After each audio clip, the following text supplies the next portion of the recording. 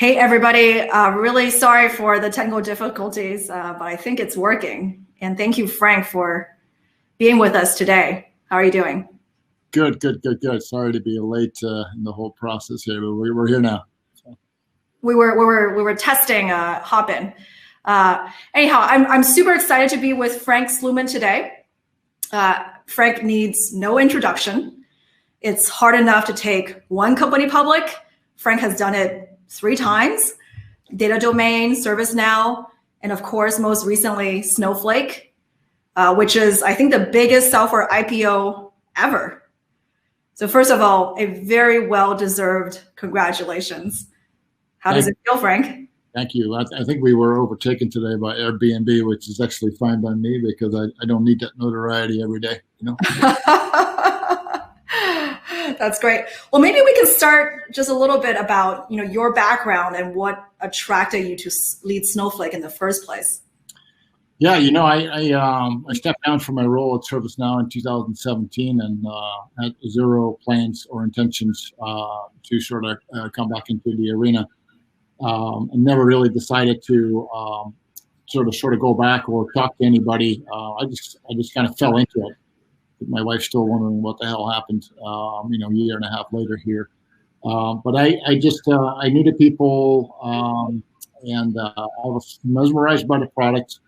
I was mesmerized by the opportunity because I started out my career in software in the late 80s in a time-sharing company running on mainframes and people that were running multidimensional databases, which is sort of the beginning, of analytical data processing. So, we find ourselves sort of light years ahead now in terms of our ability to do these things. So it's coming full circle here in a way. So I'm super excited by the company. I think it's a special company. I think it's an important company as well because we're in a whole new world with these large public cloud platforms and how companies are, surviving and thriving in that environment. So, we're kind of the tip of the spear here. Yeah. Absolutely. And you guys start off more contrarian, and now you're dominating the world of data warehousing. Before we go into kind of the data infrastructure and data space, I want to focus the conversation on leadership and growing organizations because most of our audience here are early stage founders who want to learn from you and hopefully make 1 or 2 fewer mistakes.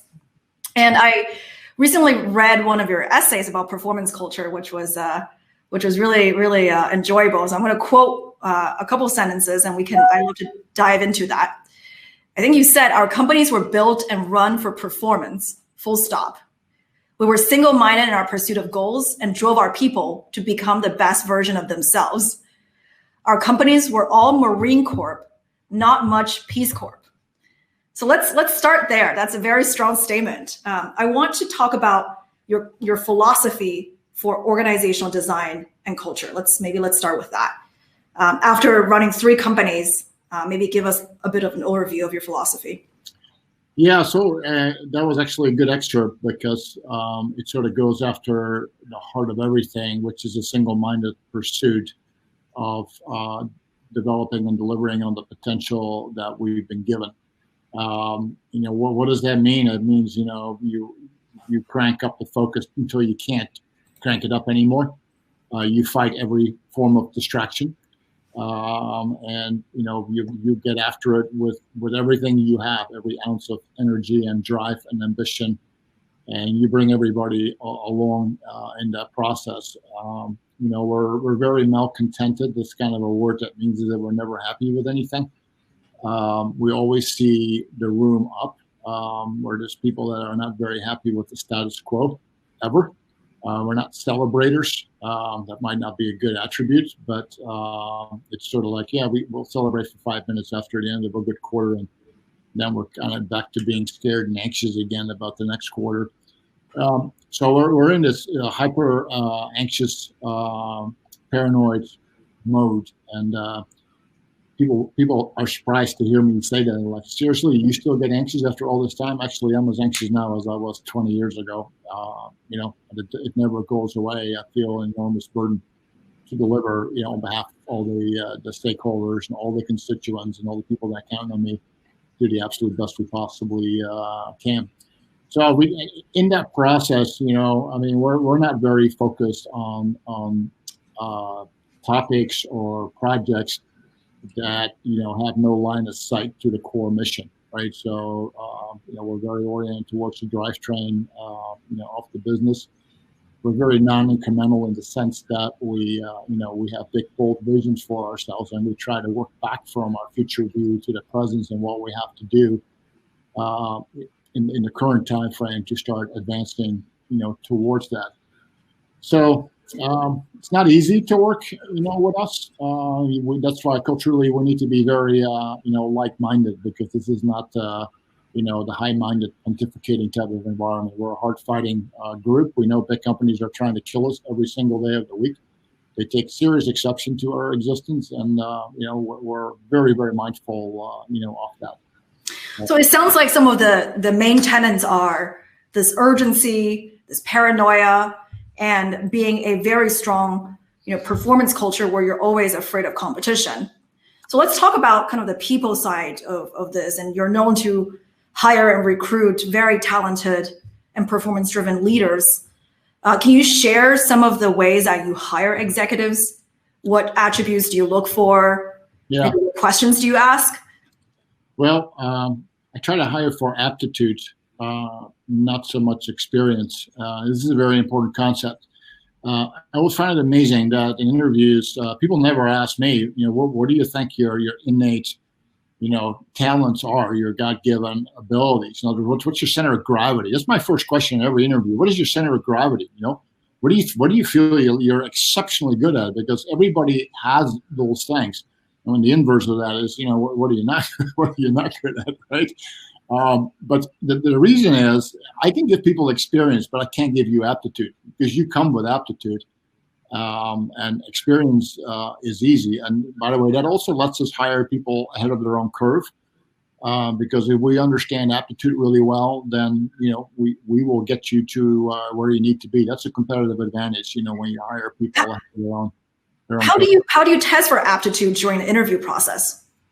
Well, obviously, in engineering, right? I mean, engineering organizations are legendary for put them in front of the whiteboard, and they'll drive that out in a hurry. How fast they can produce code and solve problems and all of that sort. But we assess it, not just in interviews. Obviously, interviews is like 10% of the process. It's really, I often ask people, what do other people say about you, your superiors, your subordinates, and your peers?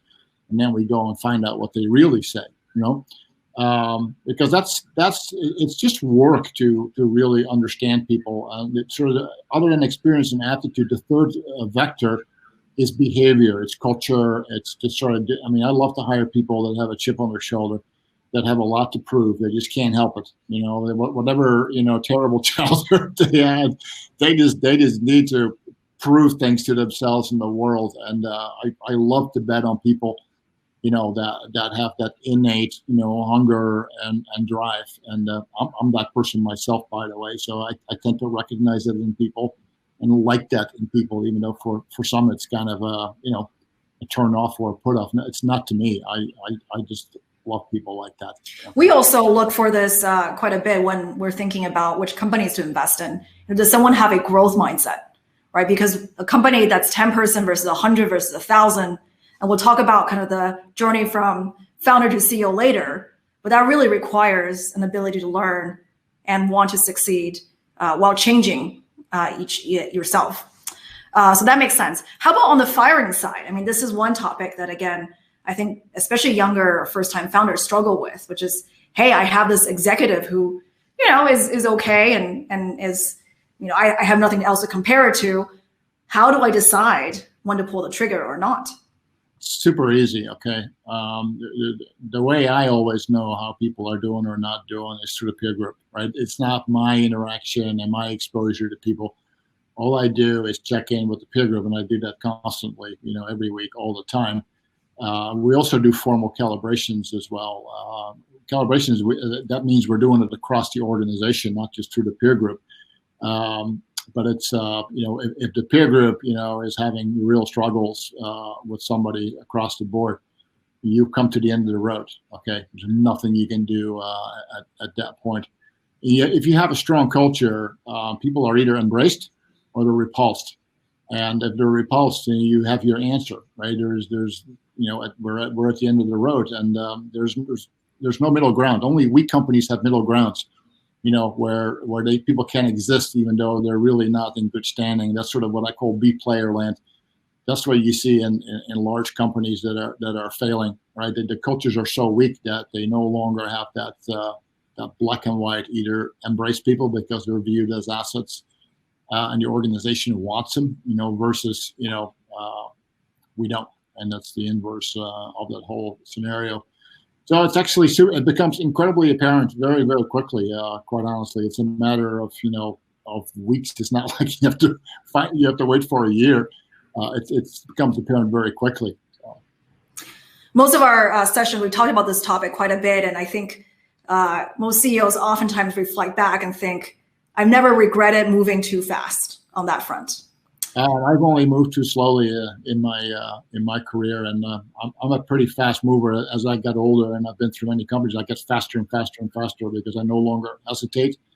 And I still have never had a situation where it was too soon. There is no such thing as too soon, And there's also, we cut the tie, by saying, look, when there's doubt, there's no doubt, and it's a good saying, right? There's doubt, you have a problem, right? Just because there's doubt that's a problem in and of itself. And if you have to break a tie, that's what breaks the tie, right? I love the fact that Steve Jobs used to say, needs to be insanely great, or I have no interest or desire, right? So he didn't allow for that middle ground to exist, right? And the same thing with people. I ask people, would you hire this person again? Not they say, oh, you have your answer, right? So that it's hard for people to confront situations and people because it's just not fun, and it's just naturally not something that we want to do.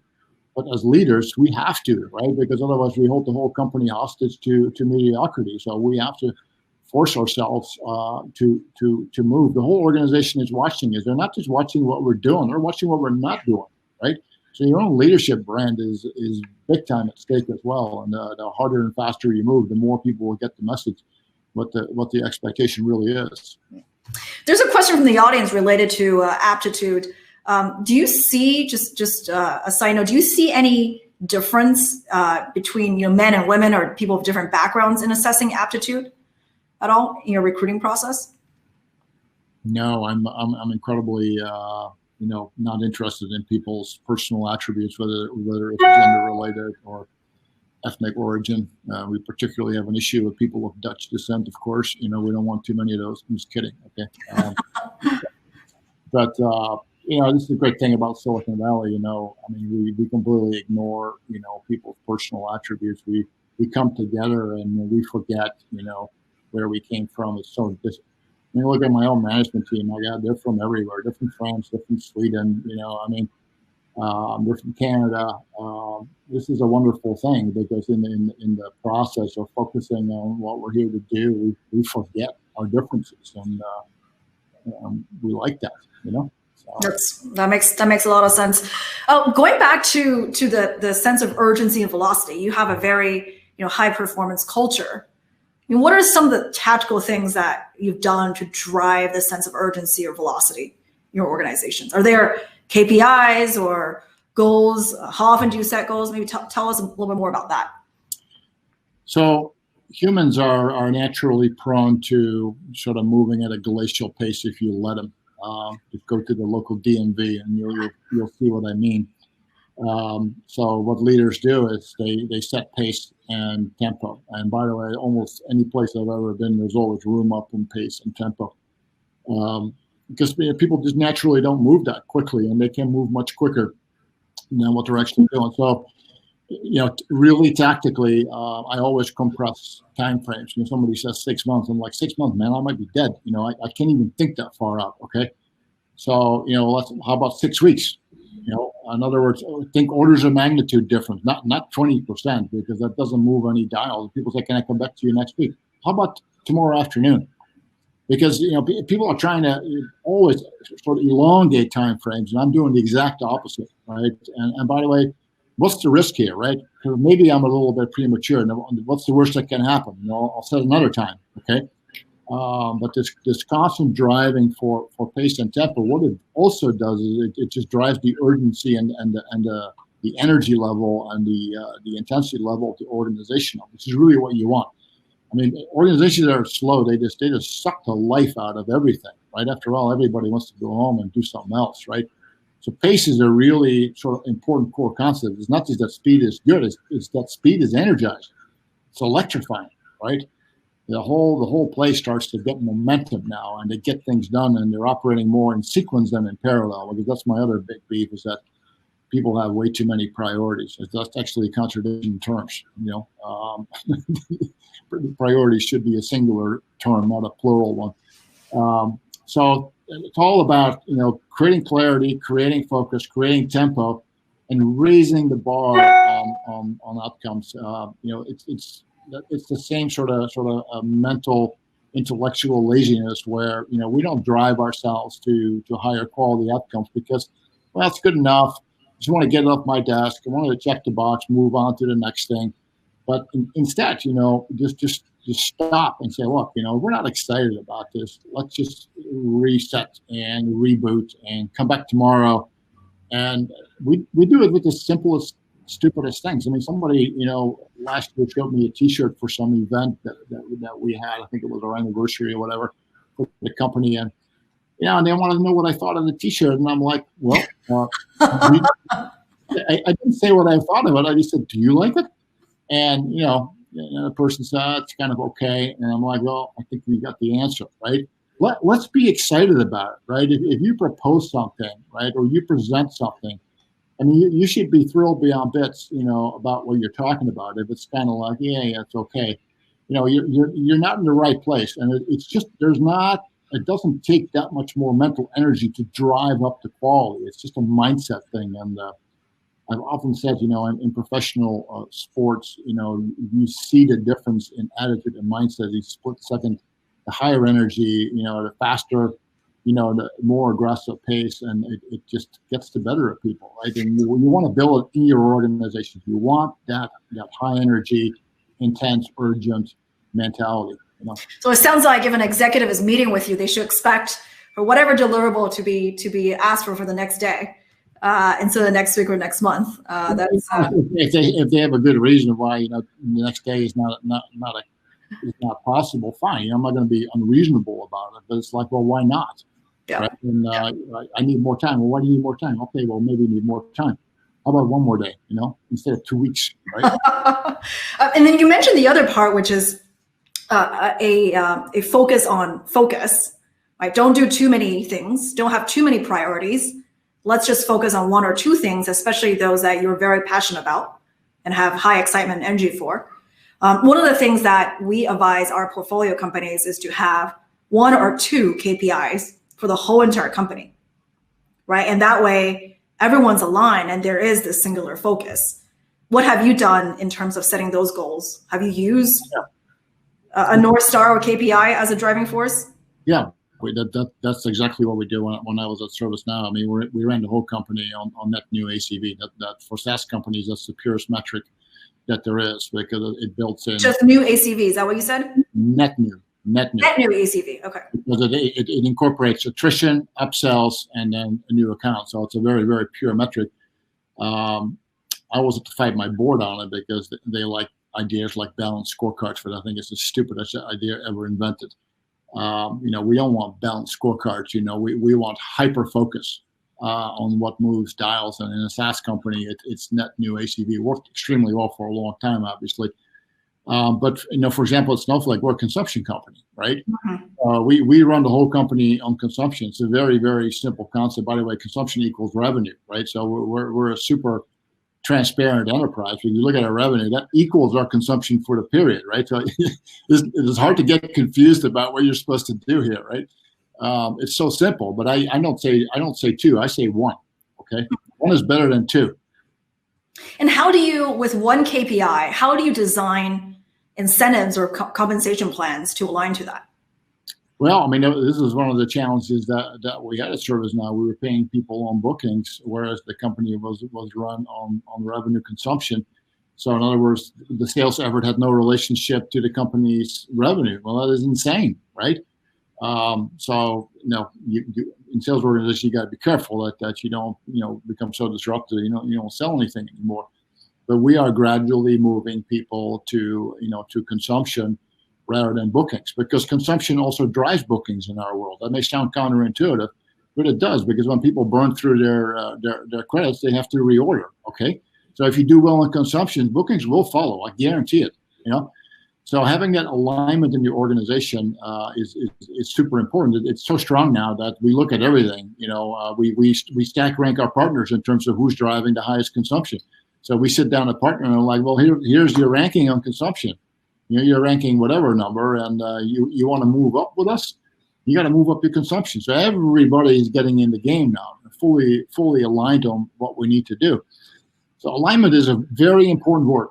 Very important word. I mean, having the single metric power, but now you need to bring your whole organization in alignment to it, as opposed to allowing people to deviate from that focus. And I'm not a big fan of MBOs, by the way. I have killed MBOs every company I've been in, for that reason. So. Maybe related to this, and alignment is super important, especially with compensation. I think one of the audience members asked about customer service and support. Maybe could you describe, in relation to what we just talked about, what is a way that you may have compensated customer support, maybe your philosophy on that specific function?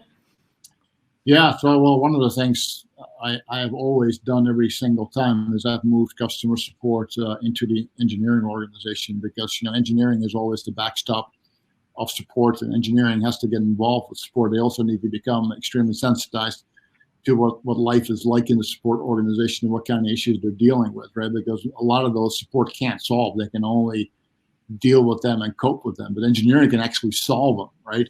Back to alignment. Right, so those are very easy things to do. But when you have support organizations that are hanging out there by themselves, that's definitely not a good scenario.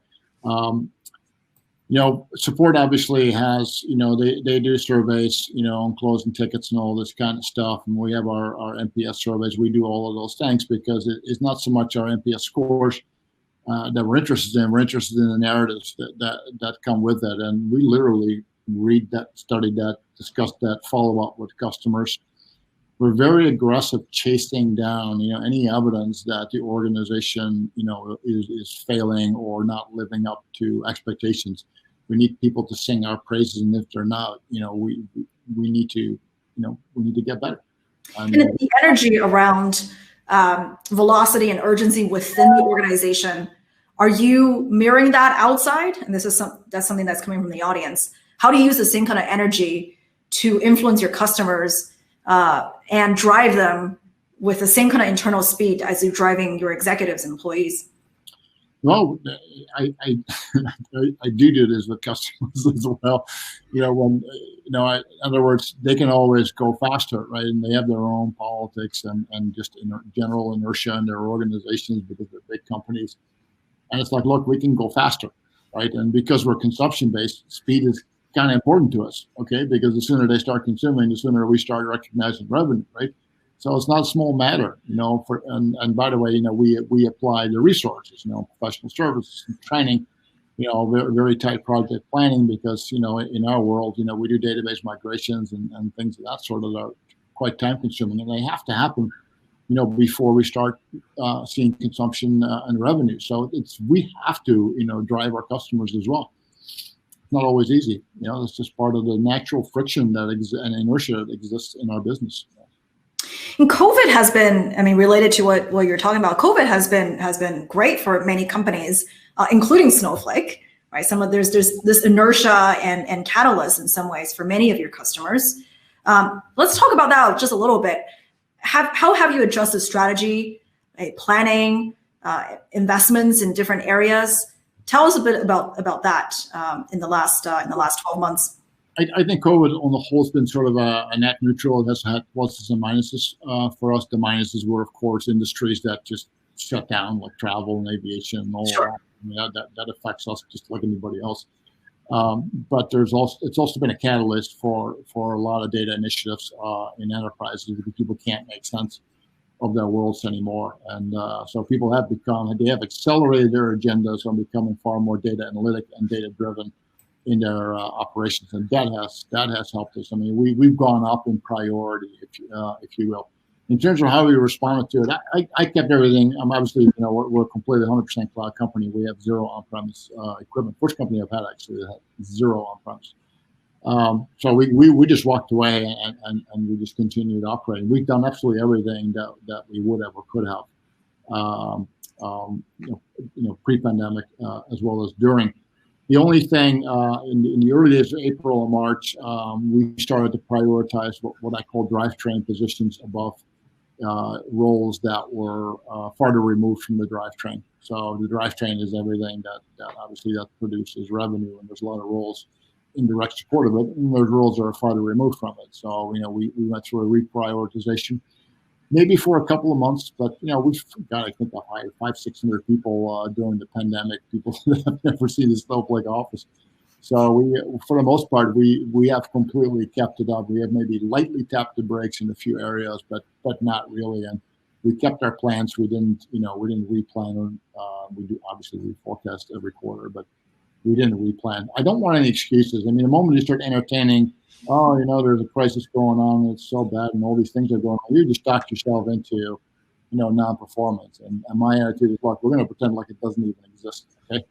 And we're going to do what we're going to do, and we're not going to make mental excuses to each other and ourselves. It's very important.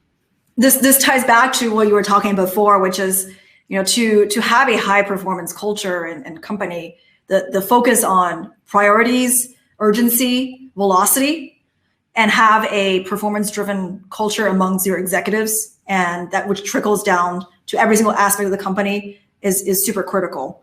So let's. That's right. And the leaders, they just inject that energy and that pace, right? Leadership has a very important role to play, not every day, every hour, every meeting, every encounter, right? So remember that, right? It's not a poster on the wall. It's you are the energizer bunny, Absolutely. Let's talk about another topic that's very near and dear, which is, many first-time founders are trying to make the transition from being a founder, right, which is kind of the initial creation of a product, getting the first set of people to work on this, to a CEO, which is someone who's a business owner and driving business outcomes. And that's a hard transition. Some people make it, some people don't. I'd love to talk about that with you for a little bit. And one of the hard things, I think, for first-time founders especially, is to delegate, right? At what point do you delegate? At what point do you still keep things close to your chest while maintaining accountability? How do you stay hands-on? When do you let go? I know you were running Data Domain from the very, very beginning all the way, to its exit. Could you share some of the learnings there, especially around this topic? Yeah, just my own exposure to all kinds of early stage companies. One of the mistakes I see over and over again, with really young CEOs that haven't had really any prior experiences, that they hire people and then they sort of sit back and wait for things to happen, and because they don't know any better, right? Well, I mean, how do you? There's no place to learn, to be a CEO. They're like, well, I hired this VP of sales. Now the VP of sales is kind of has to do it. But I will tell you that's going to be the recipe for disaster, and it is every time. By the way, I mean, I've watched it over and over again, and I'm like, what are you even thinking, right? Because we're interrogating the relationship and the activity all the time, right? Every single encounter, we have our weekly check-ins. So in other words, it's not like, I'm delegating and I'm stepping back and letting the person do, its thing, right? We're all over it. It is an active exchange and cooperation, collaboration. You're driving, you're not presiding, right? I mean, how do you know that this person is actually ramping in the way you would expect? Are the activity levels there? What are other people saying, right? So you're staying very close to it, even though, you're certainly empowering people, but it doesn't mean you're just sort of waiting for the results to come in, right? So the word presiding is the worst word I can possibly think of, right? I mean, you're a driver, you're all over it. And that should be your normal mode, certainly in my way of doing things. I like this distinction that you're making, presiding versus driving. Yeah. At the same time, you want to embolden your execs, right, and make sure they have accountability and they feel like they have ownership. What are some of the things that founders can do to do that as well while staying in the driver's seat? Yeah, I know one of the things that I often emphasize in the relationships that I want to have with my people, I want them, to push me, out of my envelope. Okay. In other words, I want them to be more aggressive with me than I am with them. Right. That's the correct relationship. If I have to kick and scream them up the hill, we don't have the right relationship. Right. If I say no 10 times a day, we do have the right relationship. Right. So you want people that are, first of all, they're very confident, secure themselves, so that they're not afraid of me, and they have the power of their conviction, and they're going to act it out. That's really what we're looking for. We don't want timid people. You remember when our first company was acquired by EMC, when I was at EMC for a year and a half, running one of their divisions, and I inherited all kinds of people there. And they would come to me and ask me what they should be doing. And I was like, I'd never had people come to me ask me what they should be doing. So it was like, wait a second, this is not the relationship I'm looking for, Well, you're going to tell me what I should be doing, right? So that makes a lot of sense. I think this is one of the skills that's super important. What are some of the other skills that you think founders should think about in terms of developing as they make that transition? One is obviously the relationship of how do you hire and embolden executives, how much should you stay in the driver's seat versus quote unquote preside, which is never. What are some of the other learnings that folks should keep in mind? Develop very high clarity of mind. Okay, I cannot tell you how important it is to have high clarity in your own mind, about what you're doing, what you're not doing, why you're doing it, and you can articulate it over and over again in the strongest terms. Because if there's confusion in your head, or you're not able to articulate it very well, by the time you get a couple layers down, there's mass confusion, okay? And then the energy is going in every direction. People are basically freelancing now, running their own show. So you got to be so clear and aggressive in articulating, what you want, and then reinforce that at every turn. Because organizations, they just fritter away their energy, okay? Because they're humans, okay? You ever seen 5-year-olds playing soccer and it's like a huddle moving across the field, nobody playing position? That's what you get, right? How do you think that's going to go, right? This is no longer, a lethal army. And the second thing is, it goes hand in hand, you need to develop high conviction, right? Because when you're interacting with people and you're wishy-washy, about what you're doing, what you're saying, what's important, what's not important, pretty soon the organization is just like swimming in glue, and people acting out and pursuing their own priorities. And conviction is not easy. I mean, you have to work really hard to develop conviction, because sometimes you just don't have it. You need to get it. Right. So what do? Right. And conviction around hiring people. Anytime that, we're hiring people, and we're constantly hiring people, that I always watch for how much conviction my team has. They're wildly excited about somebody. That's great. If I detect any level of indifference, I'm like, okay, I want to unpack this now. Okay. Why is this? Right. Because you cannot lack conviction. Can't. I think having, what we talked about, which is, having a very clear story and message, and then high conviction are especially important. Now, on the conviction side, it varies depending on how situations are, how the company's performing, especially for a young founder when things are not going as well. How do you develop and keep that conviction as an entrepreneur? So there's another term that I'll throw out to you, and that's intellectual honesty. Okay, what that means is the ability to see things as they really are versus narratives that may be pleasing or preferred or politically desirable or whatever it is. And people, human nature is just we have all kinds of reasons to be dishonest about what's going on in organizations, especially when things aren't going well. Right. I find it's I've seen businesses not doing well, and people are not willing to really, inspect what is going on and come to really the real conclusions. They'd rather come to conclusions that they can talk to their partnership about, they can talk to their board about, anything that's passable or palatable. And I'm like, forget it. You need to learn intellectual honesty. Call it as it is. Because, this is, I often use the example of medicine, right? Doctors spend all their time diagnosing the problem, right? And the reason is, it's hard to diagnose problems. First of all, you got to eliminate causes and do all these tests and on and on and on. But once they're certain about what the diagnosis is, the therapy is easy. They already know what that is. So all the work goes on to the diagnostic side. In business, it's the opposite. We jump to conclusions, and we have our favorite narratives, right?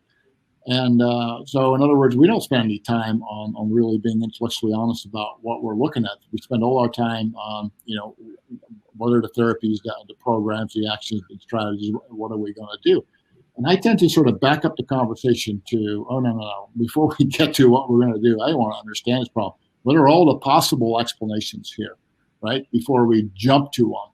And this is by the way, my people really don't like it when I do this, because after a while, they're like, okay, here he goes again, type of thing.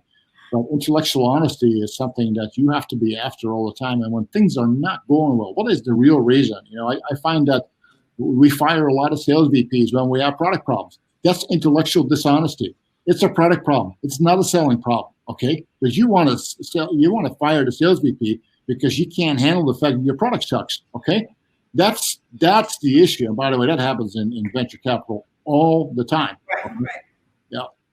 Right. No, I think that is, your product is not selling. The first thing you do is go fire your sales VP. That is the most common thing we hear. And then when you realize, okay, that's actually not the sales VP's fault. It's actually the whole entire organization that's not focused on the right thing. So that definitely resonates quite a bit. One of the things about convictions that you need to use that also to manage your advisors and also your board. And you mentioned, board management a little bit before. Any thoughts on founders' relationships with their board, especially in the early days? How do you do that? Best practices? What is even the relationship? Yeah. So there's a couple of things here. First of all, you need to understand what the relationship is between the board and you as a CEO and your management team. I mean, I had a call a whole group of startup CEOs, and this one person asked me a question. And I said, yeah, I know the comp committee is imposing this whole compensation philosophy on me, and how should I think about this? And I'm like, whoa. Why is the comp committee imposing a compensation philosophy on you?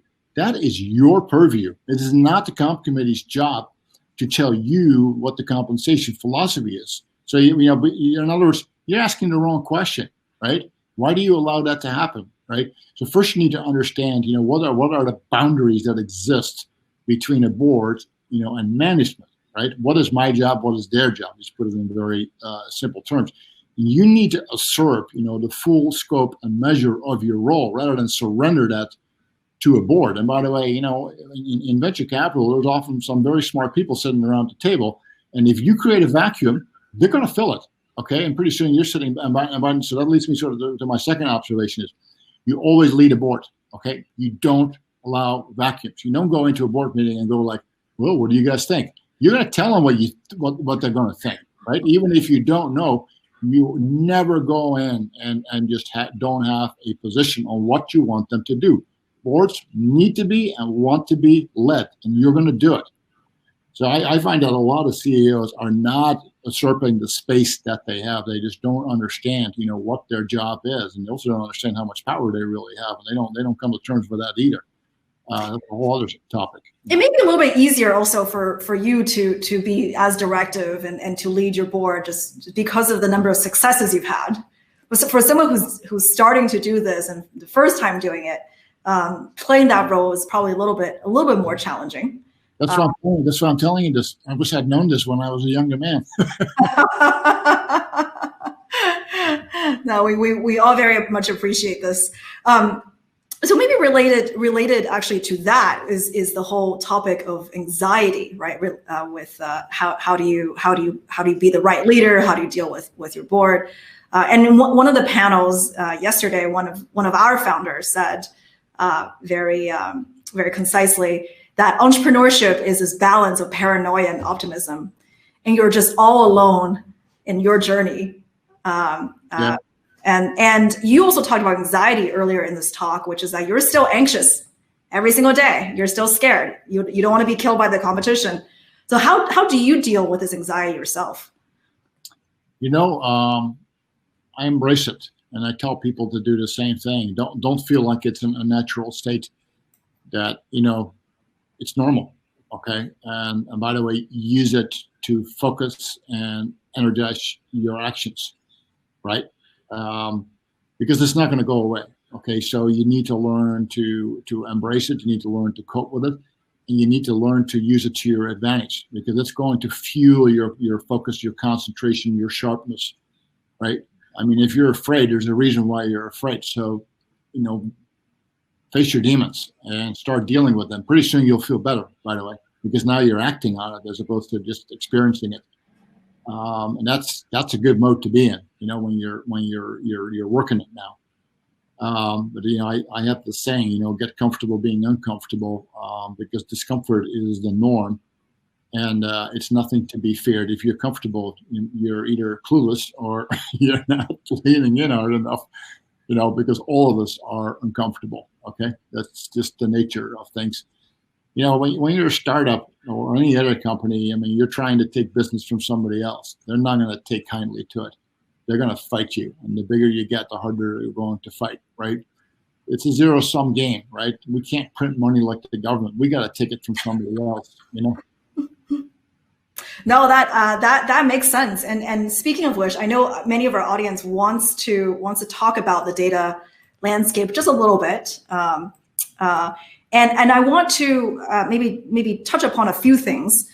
Snowflake has dramatically redefined the data warehousing market, right? Taking a more contrarian perspective in the early days, and now it's growing to be one of the top line items for many companies, right, in terms of cost.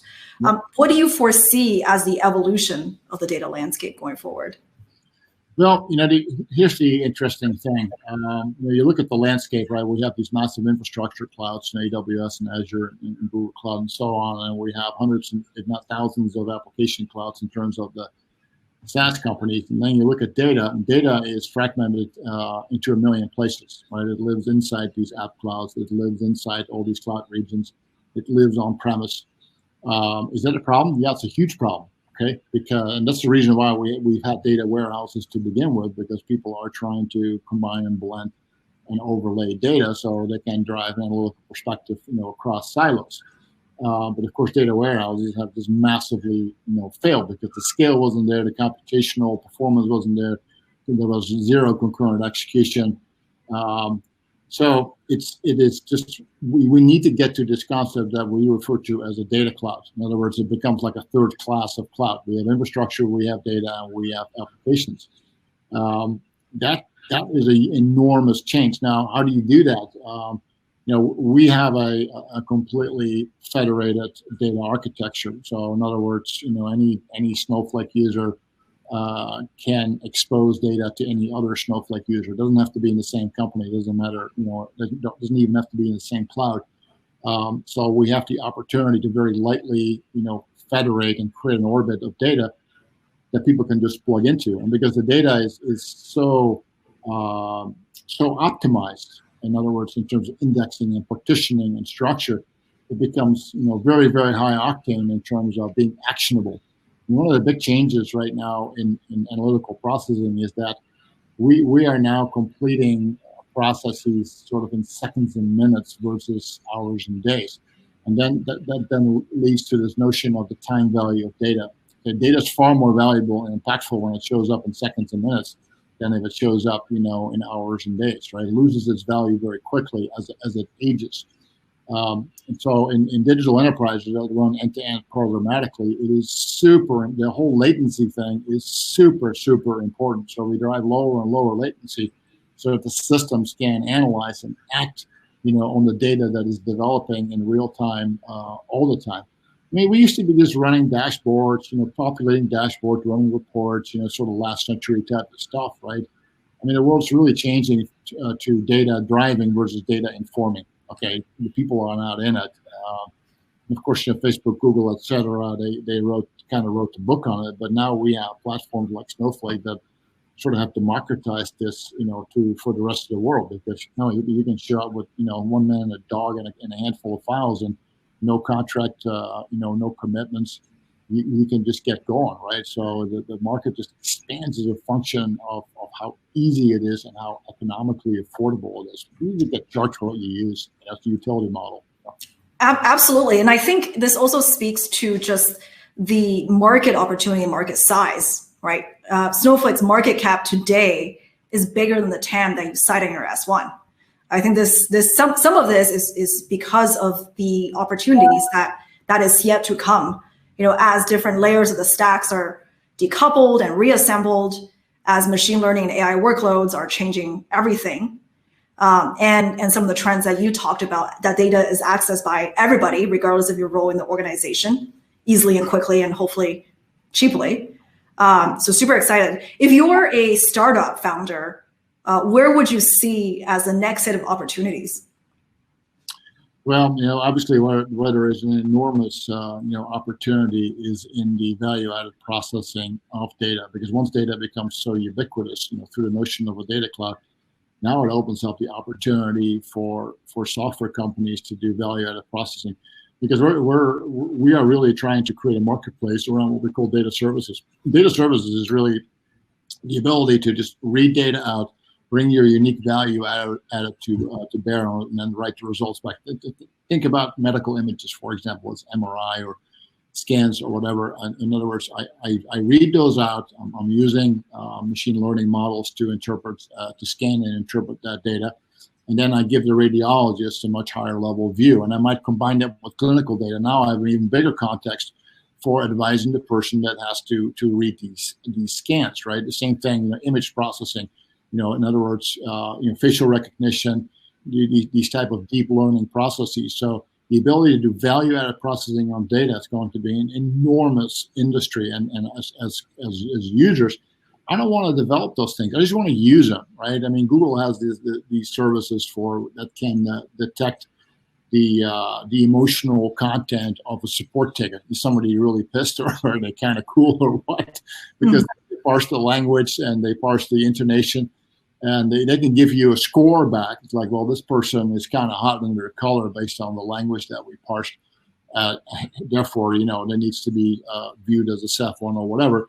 But the fact that I can actually send a message there and get a score back, that is very, very specialized, very optimized, and experience based, is very valuable, right? Because otherwise, a person has to talk to somebody and assess that live, right?